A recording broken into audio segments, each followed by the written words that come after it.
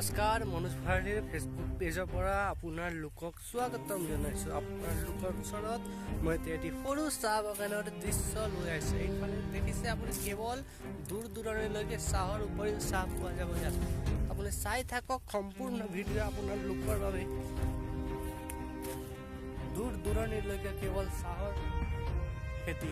এইটো এখন tea garden হয়, আপুনি নিশ্চয় জানিছে এইটো এখন টি গাৰ্ডেন। টি গাৰ্ডেনৰ মাজে মাজে আছে তামোল গছ। এয়া কি ধুনীয়া দৃশ্য। দূৰ দূৰণিলৈকে আপোনাৰ লোকসকলে কেৱল চাহৰ গাৰ্ডেন দেখা পাব।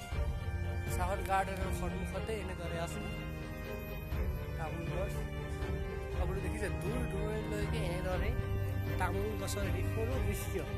আপোনাৰ লোকসকলক এই সৰু ভিডিঅ'টো কেনেকুৱা লাগিছে চাই পেলাই লাইক কমেণ্ট কৰিবলৈ নাপাহৰিব। ধন্যবাদ। গতিকে আপুনি চাই থাকক এটি সৰু অন্যতম ভিডিঅ'লৈ।